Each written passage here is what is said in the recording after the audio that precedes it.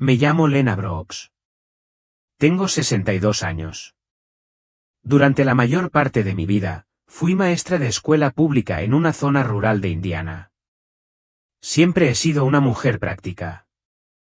Creía en la bondad, el trabajo duro y en hacer lo correcto. Pero Dios, el cielo, la vida después de la muerte, esas eran ideas que guardaba en historias de consuelo para quienes las necesitan. No estaba enojada con Dios, simplemente no creía que estuviera involucrado. Mi esposo Henry falleció en 2022 tras una larga batalla contra el cáncer. Ver a alguien a quien amas desvanecerse así te cambia. Deja un vacío, y el mío se hacía más profundo cada noche. Después de su muerte, me sentaba en el borde de la cama y susurraba en la oscuridad: si estás ahí, haz algo. Pero el silencio siempre respondía. Entonces, en la tarde del 17 de julio de 2025, todo cambió. Hacía calor y estaba tranquilo. Acababa de servirme un vaso de té helado y encender el ventilador. No recuerdo haberme caído. No recuerdo haberme golpeado contra el suelo. Solo recuerdo una cosa: quietud. Una quietud absoluta, antinatural. Ningún ruido. Ningún pensamiento. Solo un silencio flotante. Al principio, pensé que quizá me había quedado dormida, pero tenía los ojos abiertos. Miraba al techo, pero ya no era el techo de mi sala. Brillaba como el agua. La luz se filtraba a través de él, no brillante como el sol, sino suave, dorada, cálida. Parpadeé. La habitación se disolvió. De repente, estaba de pie, pero no en el suelo. Bajo mis pies había un suelo inexplicable, suave como el aire, pero lo suficientemente sólido como para sostenerme. A mi alrededor, no había nada. Ni paredes, ni muebles, solo un silencio infinito. Fue entonces cuando me di cuenta de que no estaba en mi cuerpo.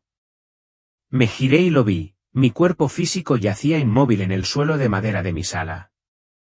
Un brazo doblado, la boca ligeramente abierta, la mirada vacía. No entré en pánico.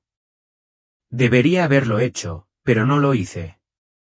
Porque aunque técnicamente estaba muerto, me sentía más vivo que nunca. Sentí una fuerza, suave pero inconfundible, que me impulsaba hacia adelante. Y frente a mí, de la nada, empezó a formarse un camino. No un camino de ladrillos ni madera, sino de luz.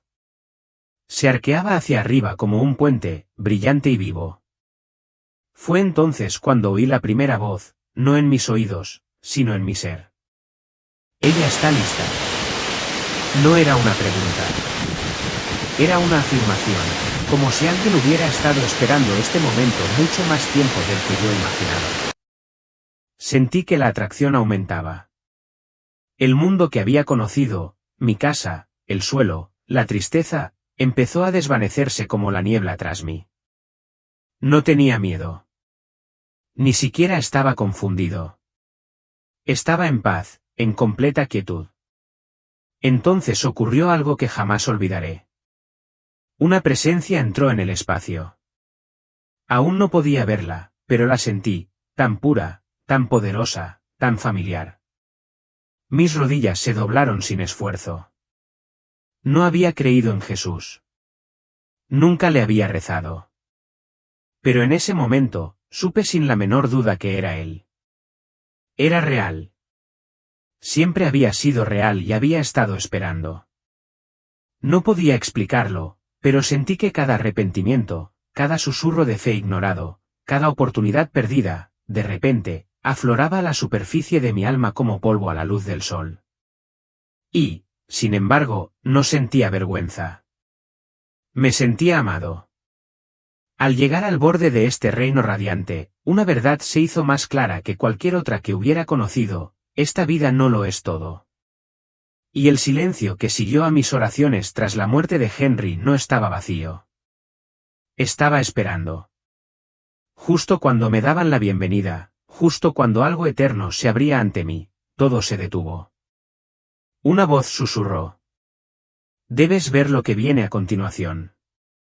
Si esta historia te ha conmovido, si alguna vez te has preguntado si hay más en esta vida de lo que vemos, te invito a acompañarme. Porque lo que presencié después cambió todo lo que creía saber sobre el tiempo, la verdad y el amor de Dios. Suscríbete a este canal si quieres saber más sobre mi experiencia y deja un comentario si te conmovió profundamente. Quizás alguien más necesite tus palabras más de lo que crees. La luz se hizo más intensa, pero no me quemó los ojos. Era como si me iluminara desde dentro, exponiéndolo todo, pero sin juzgarme.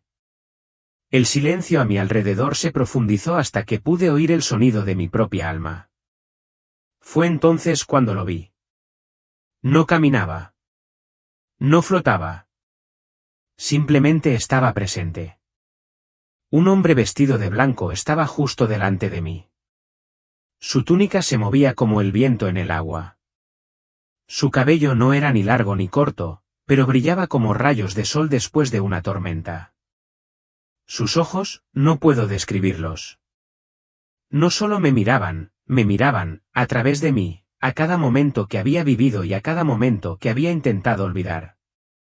No habló con los labios. No le hacía falta. Dijo mi nombre, Lena. Su sonido resonó en mí, no solo un nombre, sino una llamada, un recuerdo. Quise caer. Quise correr. Quise esconderme, llorar y reír a la vez. Pero no podía moverme. Me quedé paralizada ante alguien que me conocía por completo y aún me amaba. Logré susurrar, Jesús. Él asintió, y en ese gesto, mi vida entera se derrumbó. Había vivido como si él fuera un mito.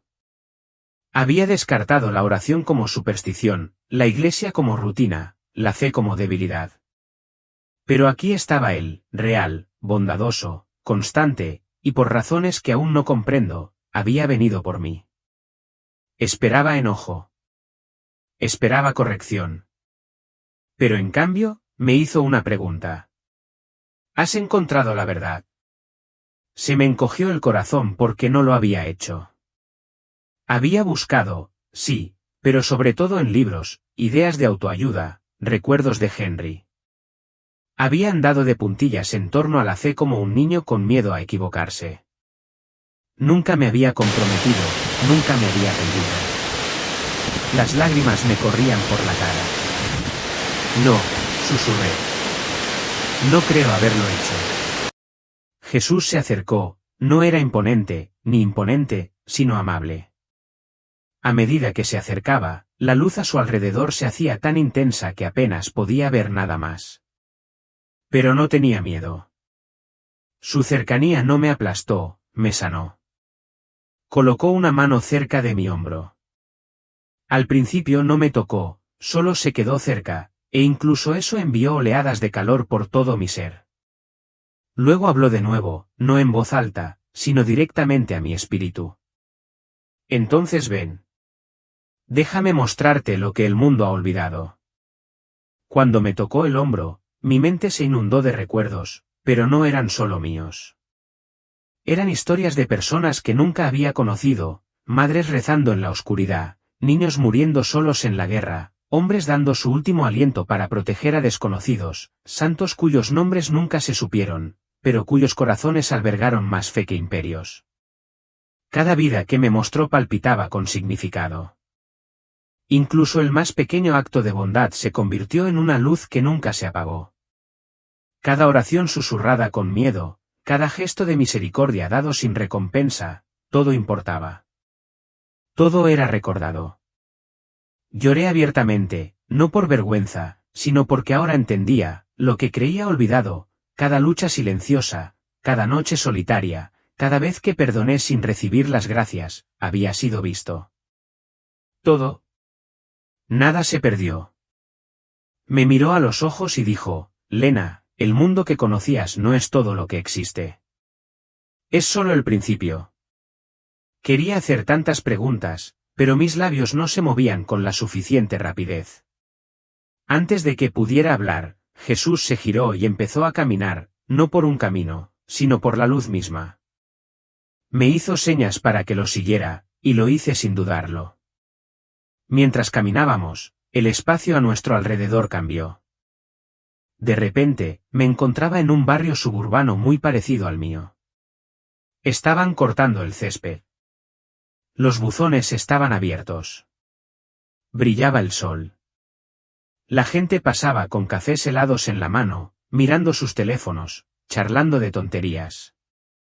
La escena parecía casi demasiado normal, como el tipo de momento que olvidas 5 minutos después de que sucede. Pero no pude olvidar lo que pasó después.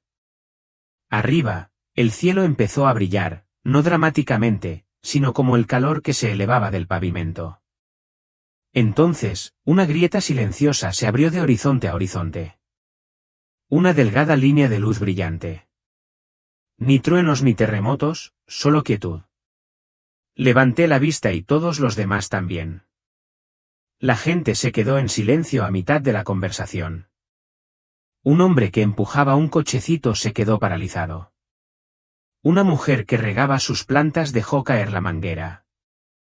Las cabezas se inclinaron hacia arriba como si se hubiera despertado un instinto profundo. Entonces, sin previo aviso, la gente empezó a llorar, no de miedo ni de dolor, sino de algo más profundo, reconocimiento. Algunos se arrodillaron asombrados. Otros se llevaron las manos al pecho. Un hombre se quedó mirando la luz y susurró, lo recuerdo. Los niños levantaron la vista y empezaron a sonreír, no como si comprendieran lo que estaba sucediendo, sino como si sintieran que los llamaban a casa. Nadie habló. Nadie gritó.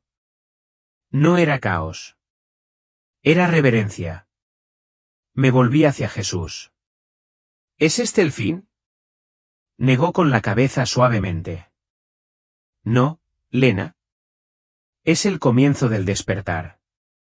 El velo se está levantando, y quienes han dormido mucho tiempo comenzarán a despertar. Volví a mirar a la gente.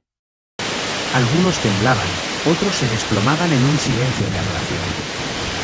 Pero algunos, solo unos pocos, apartaron la mirada, sacaron sus teléfonos e intentaron ahuyentar la sensación. Pregunté, ¿por qué no ven? Jesús respondió con tristeza, sí ven, pero no quieren recordar. La luz no solo me revela a mí, sino a ellos mismos. Entonces noté algo extraño. La luz del cielo empezó a reflejarse, no solo en el mundo, sino en cada persona, como un espejo vuelto hacia adentro. Algunos brillaron en respuesta, otros se atenuaron y se desvanecieron como sombras al mediodía. Susurré, ¿nos está dividiendo? No. No, dijo. Es revelador. Lo que ya ha estado creciendo en el interior ahora se verá en el exterior. Entonces la visión se desvaneció y volvimos a ese lugar entre reinos. Sin cielo, sin suelo, solo presencia. Lo miré con el pecho apretado. Ese fue el primer evento. Él asintió. 18 de julio, el día en que los corazones empiezan a sentir la conmoción, no desde afuera, sino desde adentro. Intenté analizar mis pensamientos. ¿Qué pasa después?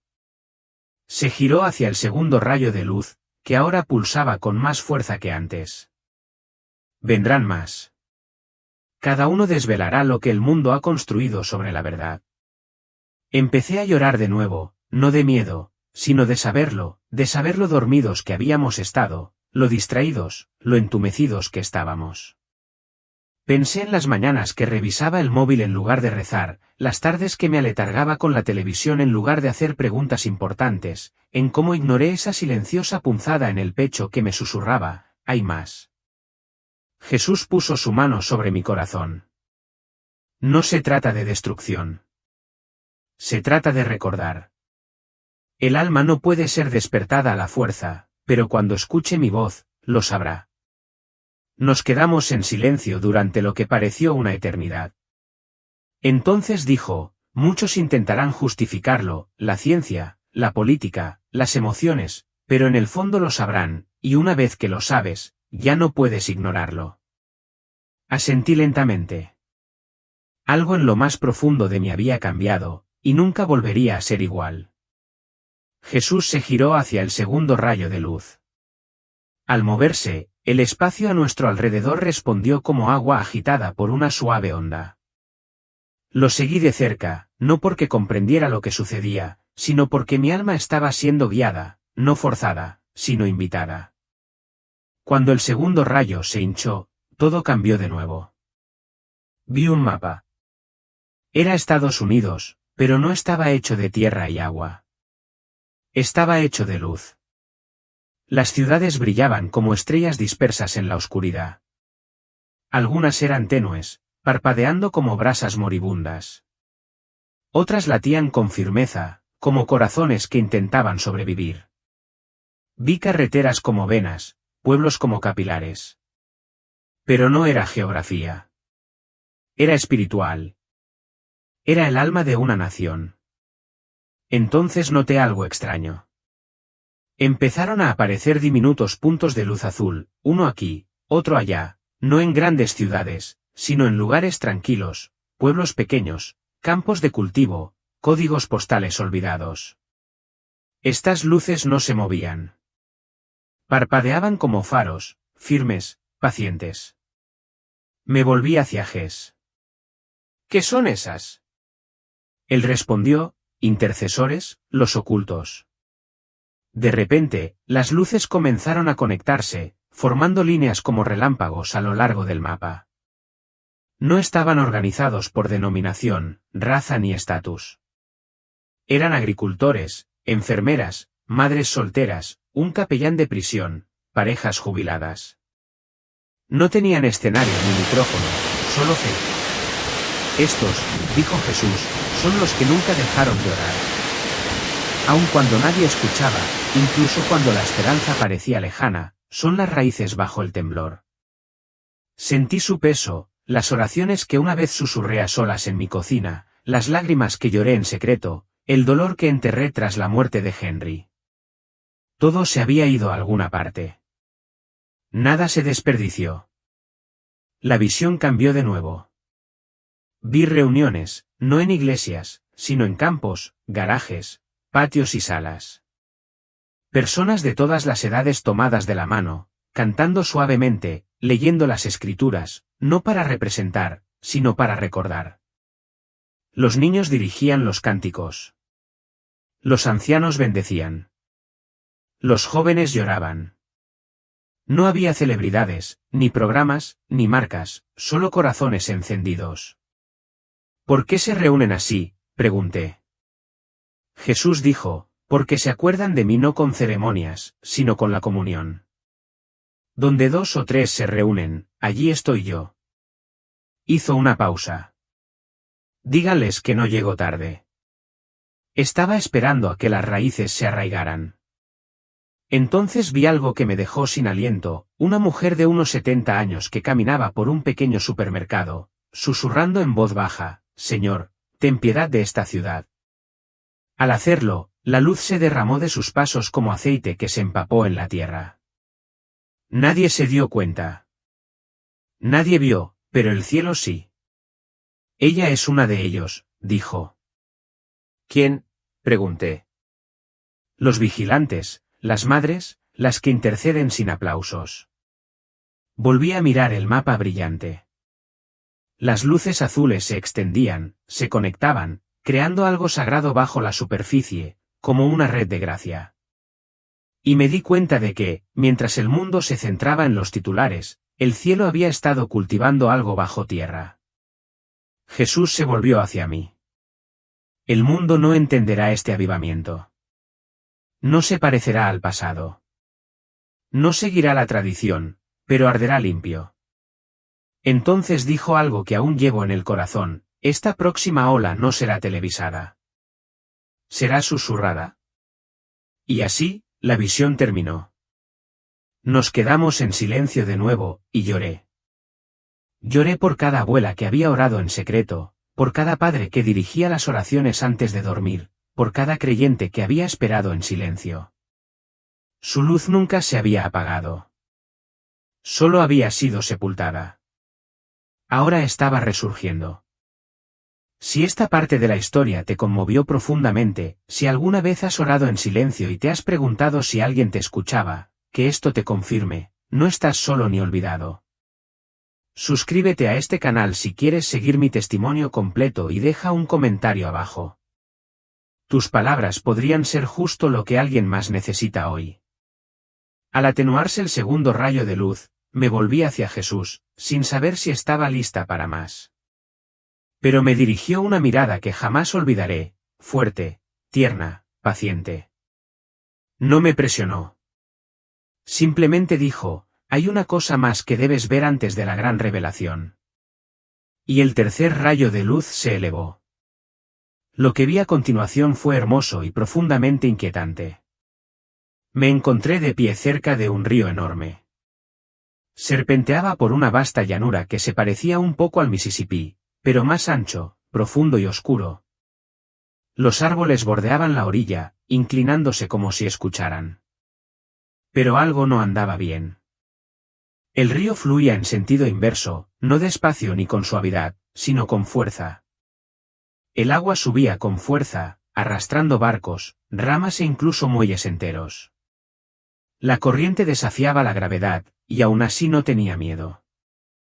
Jesús estaba a mi lado. Le pregunté, ¿por qué se invierte? Él respondió, porque lo que fue tomado será devuelto. Miré fijamente el agua agitada. Y entonces los vi, rostros, hombres y mujeres que no reconocí, surgiendo del agua como una canción.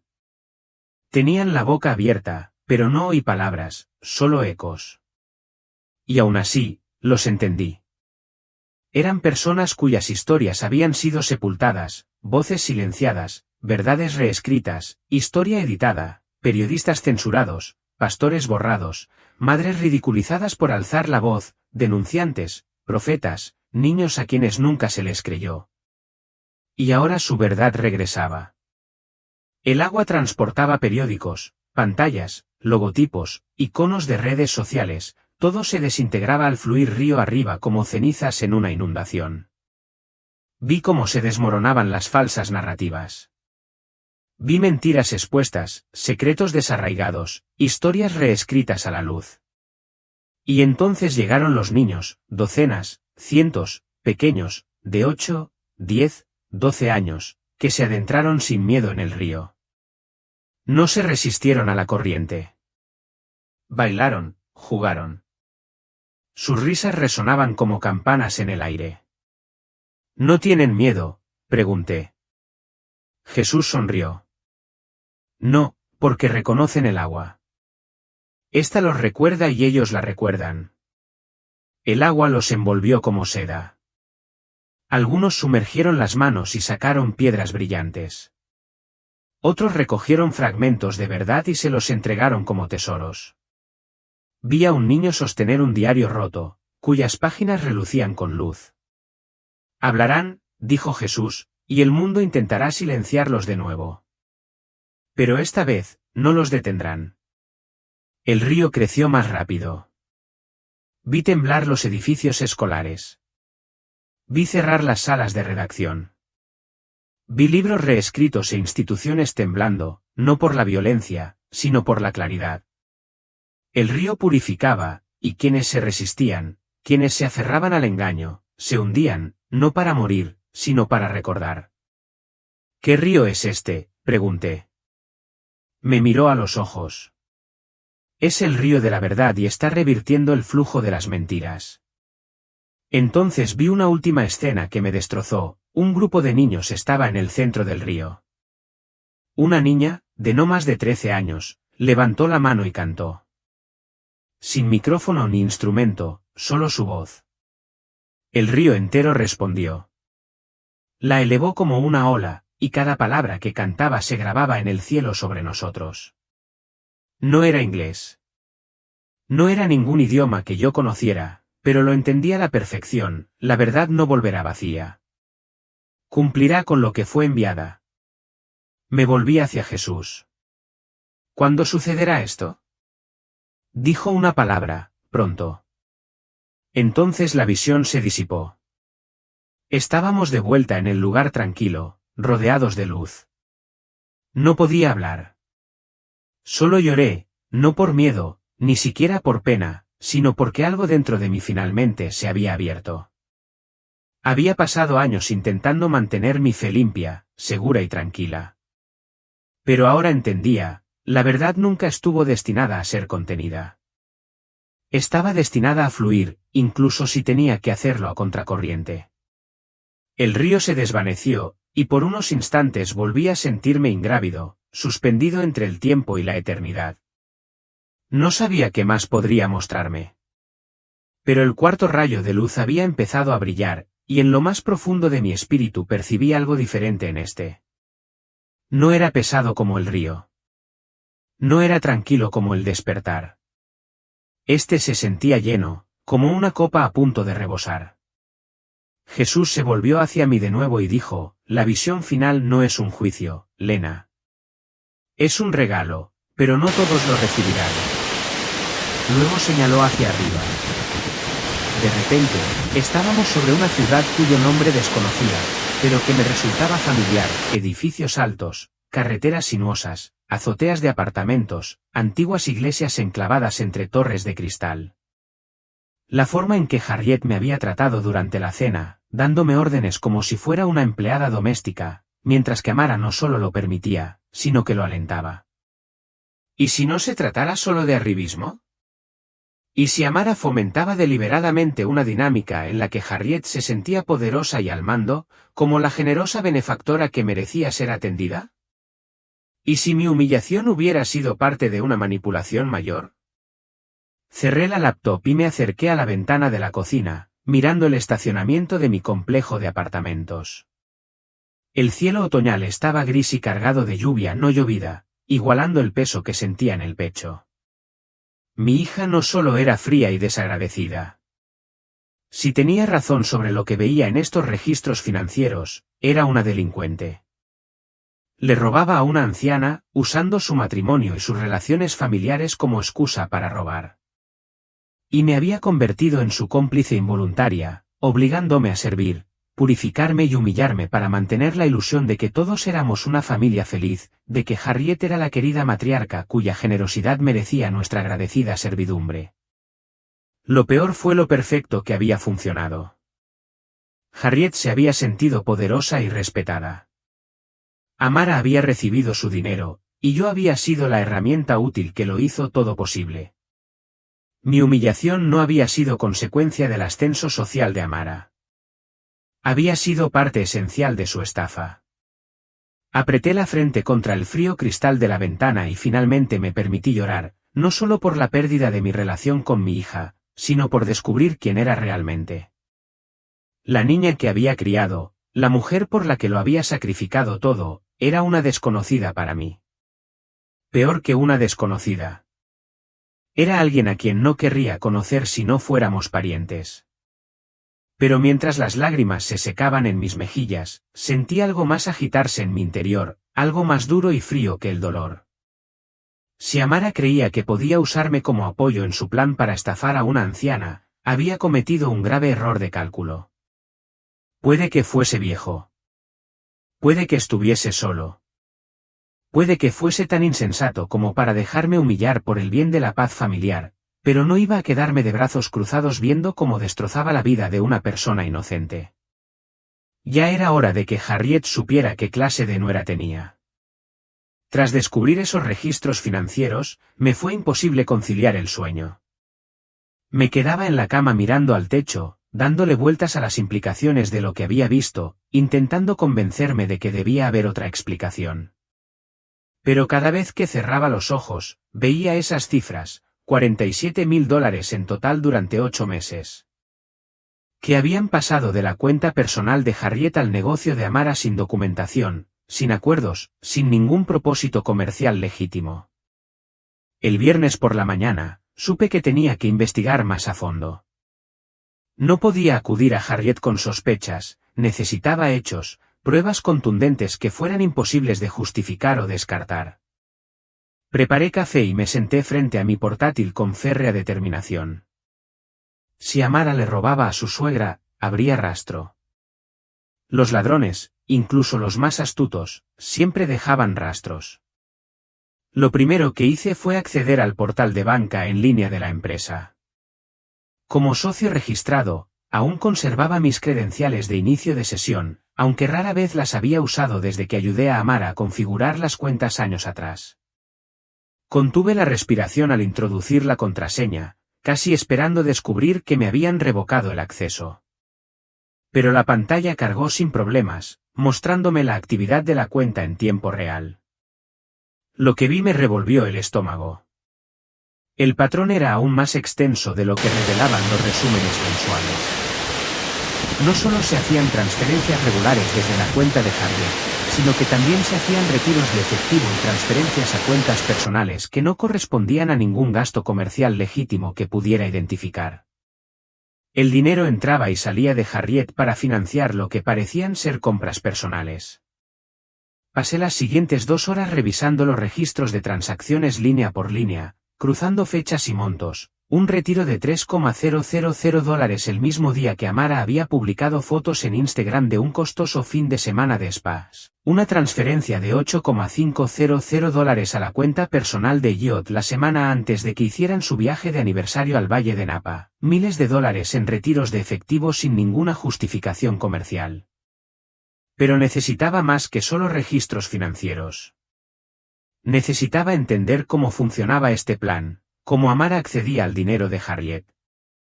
Fue entonces cuando recordé algo que me había desconcertado durante aquella horrible cena. Harriet había mencionado varias veces lo agradecida que estaba de que Amara la ayudara con esos confusos asuntos financieros, y que era maravilloso tener a alguien joven e inteligente al cargo de sus complicados asuntos.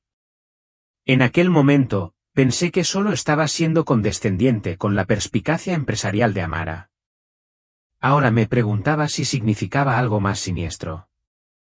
Tomé el teléfono y marqué un número al que no había llamado en meses, el de atención al cliente del Riverside Country Club.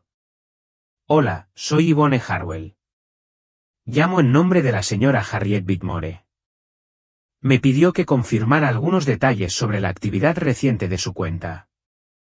Fue una apuesta arriesgada. Pero la gente de los clubes caros estaba acostumbrada a que los miembros tuvieran asistentes y familiares que se ocuparan de las consultas rutinarias. Por supuesto, señorita Harwell. ¿En qué puedo ayudarla? La señora Whitmore quería que verificara si sus pagos automáticos siguen vigentes. Tiene dudas sobre qué facturas se pagan directamente desde sus cuentas. Déjame revisar su expediente. Sí. Veo que tiene varios pagos automáticos configurados, sus cuotas mensuales de membresía, servicios de spa y el mínimo de comida se gestionan mediante débito automático. ¿Hay algún pago específico que le preocupara? Mencionó algo sobre pagos relacionados con el negocio. No estaba segura de si seguían activos. Hubo una pausa.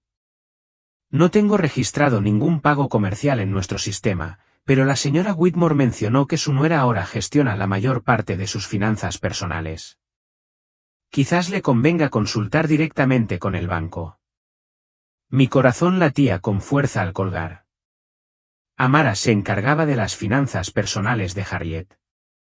Eso explicaba por qué las transferencias se producían con tanta regularidad y en cantidades tan sustanciales.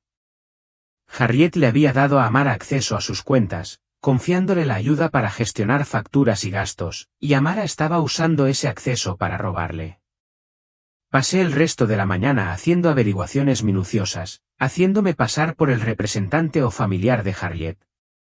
Lo que descubrí pintaba un panorama de explotación financiera sistemática que me repugnaba.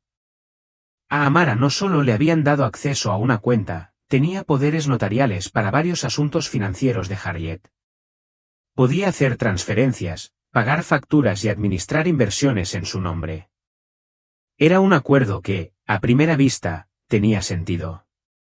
Harriet tenía más de 70 años, viajaba con frecuencia, y legítimamente, podría necesitar ayuda para gestionar sus complejas finanzas. Pero Amara estaba abusando de esa confianza de la forma más calculada posible. Las transferencias no eran aleatorias ni oportunistas, estaban cuidadosamente estructuradas para evitar activar alertas automáticas de fraude. Las cantidades variaban lo justo para parecer orgánicas, ocurriendo en momentos en que Harriet probablemente estaba distraída o no estaba disponible. Siempre se etiquetaban como apoyo familiar o desarrollo empresarial, categorías que parecerían razonables si Harriet las detectara durante las revisiones rutinarias de las cuentas. Era un robo sofisticado y metódico disfrazado de planificación financiera familiar. El cielo era gris, nublado y tranquilo. Entonces empezó a llover, pero no agua, sino oro. Pequeñas gotas caían como polvo brillante, lentas e ingrávidas, casi como hojas al caer. No salpicaban ni se dispersaban. Se deslizaban hacia abajo y se posaban suavemente sobre todo lo que tocaban. Observé cómo el oro tocaba una acera rota y las grietas desaparecían. Un edificio tapiado empezó a brillar, ventanas reparadas, persianas reajustadas. Entonces cayó sobre la gente. Algunos, al tocar el oro su piel, empezaron a brillar. Rostros se alzaron en paz. Posturas se enderezaron, heridas cerraron. Pero para otros, el oro los atravesó. Observé a un hombre extender la mano con avidez, intentando atrapar el oro. En cuanto lo tocó, se evaporó. Una neblina gris lo envolvió, miedo, amargura, vergüenza. El oro se negó a aferrarse a él. ¿Por qué?, pregunté. Jesús respondió, porque esta lluvia no es para almacenar. Es para compartir. Solo los que están abiertos la llevarán. Volví a mirar. Una anciana repartía hogazas de pan desde su porche. Niños bailaban descalzos en charcos dorados. Un hombre se arrodillaba en una acera concurrida para rezar con un desconocido. Todos brillaban, envueltos en las gotas doradas como mantos de luz. Entonces vi algo que me hizo llorar. Un ciego entró en un café. Llevaba una nota temblorosa en la mano. Se acercó a un hombre sentado solo y le entregó el papel. El hombre lo abrió y leyó: me criaron para odiarte, pero ahora lo recuerdo. Éramos hermanos antes de esta vida.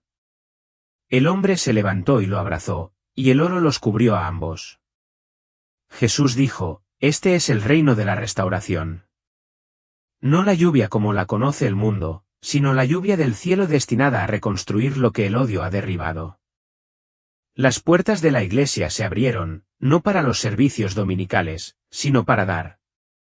Estantes de comida llenaban las entradas. La gente entraba no para escuchar sermones, sino para recibir mantas, abrazos y sanación. La música resonaba en las calles vacías, no eran actuaciones, solo voces en armonía. No era para impresionar, sino para invitar. Una mujer con un andador salió a la calle, con el oro acumulándose a sus pies. Enderezó la espalda, levantó el rostro y avanzó, completamente sana. Me volví hacia Jesús. ¿Es esto real? Él asintió. Sí, pero no todos lo verán porque buscan monedas, no claridad. Eso me impactó. La lluvia no se trataba de riqueza. Se trataba de visión, restauración, misericordia y unidad. Le pregunté: ¿cuándo llegará? Sonrió con dulzura. De julio a septiembre, pero no en los calendarios, sino en los corazones. La temporada caerá sobre quienes estén dispuestos a vaciarse antes de llenarse. Entonces vi algo que me hizo temblar las rodillas. Una niña pequeña, de no más de 5 años, entró en el oro. Levantó las manos y comenzó a orar, no con palabras, sino con luz. El oro la envolvió como una corona. Jesús susurró: los niños comprenderán primero esta lluvia porque no han aprendido a resistirla. La visión empezó a desvanecerse. Me volví hacia él una última vez. ¿Creerá la gente esto? No respondió con palabras. En cambio, se arrodilló cerca de una piedra y comenzó a escribir, no con un bolígrafo, sino con luz. Los símbolos no estaban en inglés, pero los entendí en mi alma. Decían: no confíes en el ruido de los hombres. Me muevo en el silencio intermedio. El cielo temblará, pero tú no. El viento gritará, pero dormirás en paz. Si me miran con carne, me extrañarán, pero si me miran con amor, me verán en todo. Lloré porque, de alguna manera, yo también lo había visto. El cuarto rayo de luz se desvaneció lentamente, como la última nota de un canto sagrado. Me quedé en silencio, sin saber qué quedaba.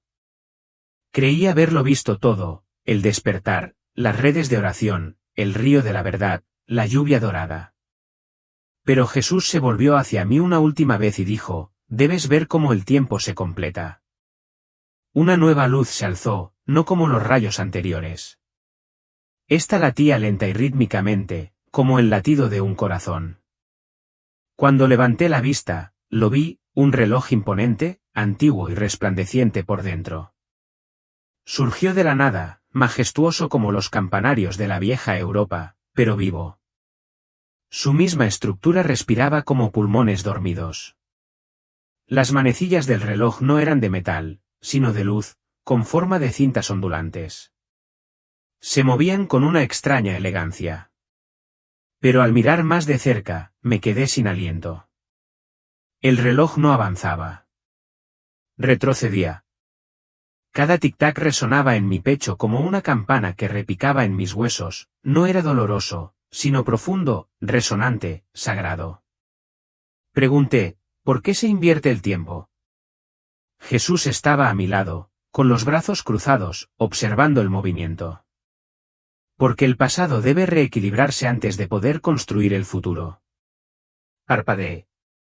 Se trata de karma. Me dedicó una leve sonrisa, suave pero firme.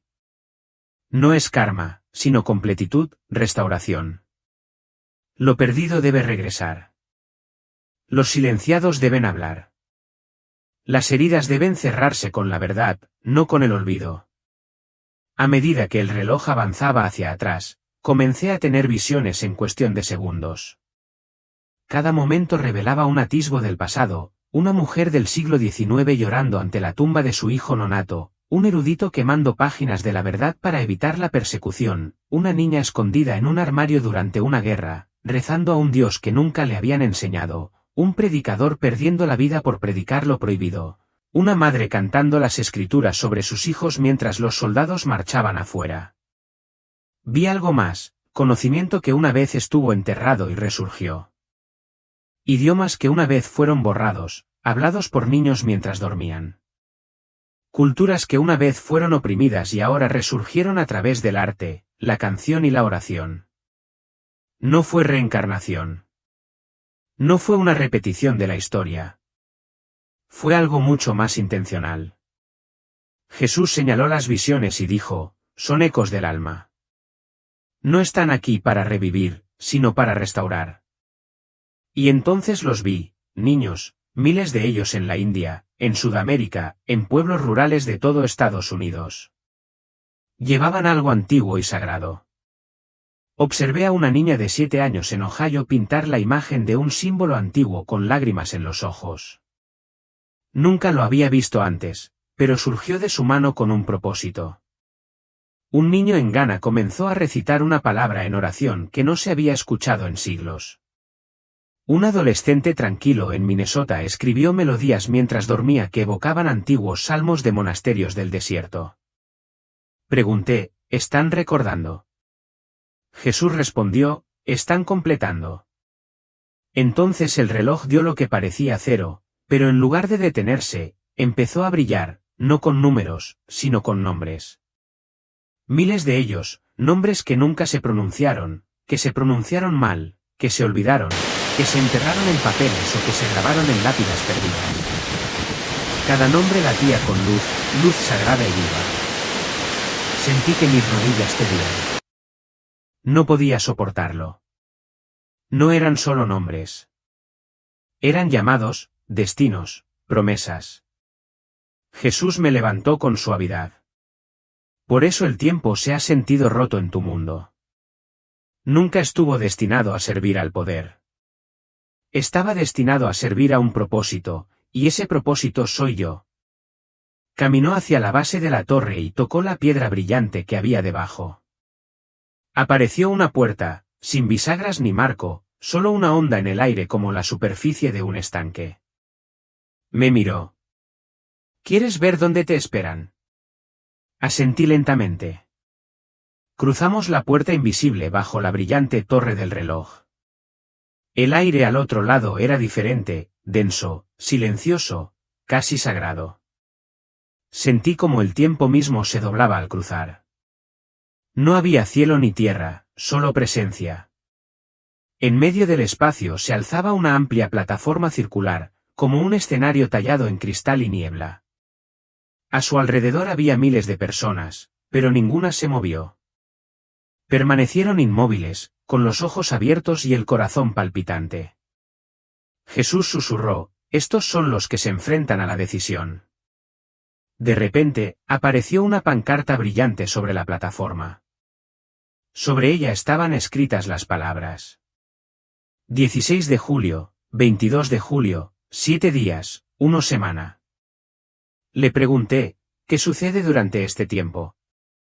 Respondió, estos son los días de la gran revelación. No en los noticieros, ni a través de eventos que el mundo puede rastrear, sino en la intimidad del corazón humano. Entonces la visión cambió.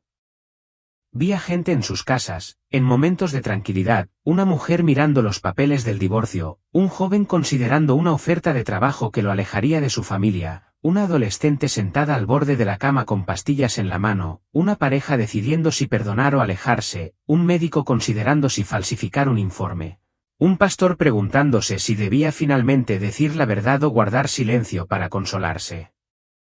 Cada decisión era simple pero eterna. Y sobre cada elección flotaba una luz parpadeante, algunas brillantes, otras tenues, y alrededor de algunas había una niebla, familiar, densa, segura en su engaño.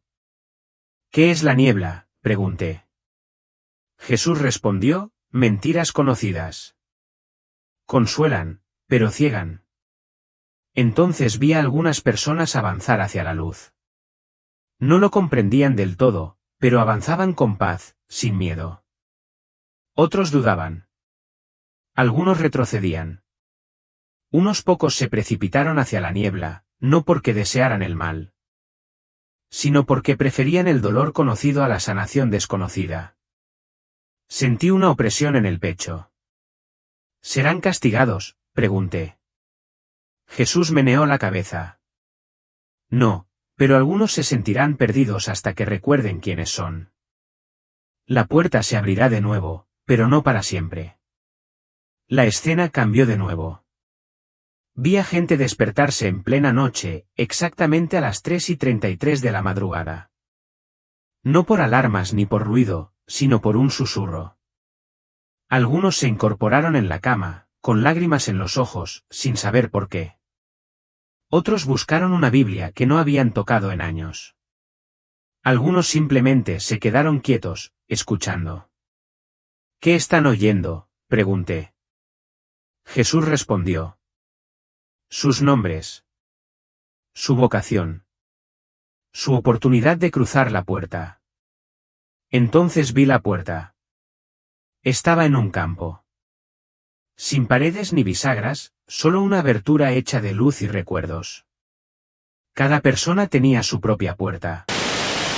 Nadie más podía verla, pero podían sentirla cuando se abría. Sobre cada puerta había una sola palabra, verdad. Las personas que pasaron no se volvieron perfectas. No lo entendieron todo de repente. Pero caminaron más erguidos. Sus ojos se aclararon. Sus pasos cambiaron de dirección.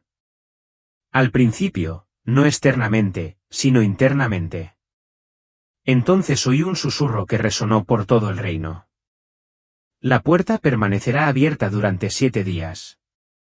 Quienes la atraviesen con la verdad entrarán en una época de liberación. Le pregunté a Jesús, ¿qué clase de liberación? Me miró con tanta amabilidad.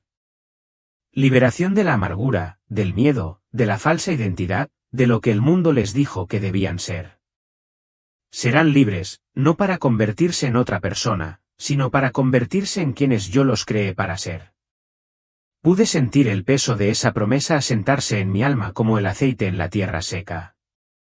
Y entonces vi algo que me destrozó. Un padre, endurecido por décadas de silencio, entró por la puerta y se sintió transportado al instante a la boda de su hijo. Lo abrazó por primera vez en años y susurró: «Estoy orgulloso de ti». Una mujer que había vivido avergonzada cruzó la puerta y salió a una iglesia de la que una vez huyó. Caminó hasta la primera fila, no para ser vista, sino simplemente para rezar. Un adolescente entró y borró cada imagen, cada mensaje, cada adicción y se internó en un bosque solo para rezar en silencio. Vi cómo la libertad cobraba forma. Nada ostentosa ni ruidosa, sino real, silenciosa, permanente.